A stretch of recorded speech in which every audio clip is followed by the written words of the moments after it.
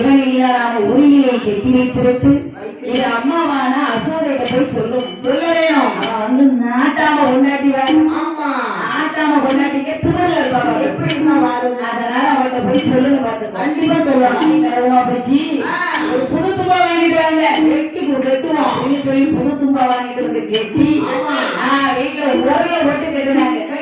உரல போட்டு கெட்டிக்கிட்டு கோபால கண்ணனை கெட்டி அடுத்து வீட்டுல பூட்டி வச்சுட்டு வராருங்க. யாராவது பக்கத்துல இருந்தோம்னா அவன் கண்ணடிப்பான். அண்ணன் கண்ணடிச்ச உடனே நீ வந்து திறந்து விட்டுருவாங்க.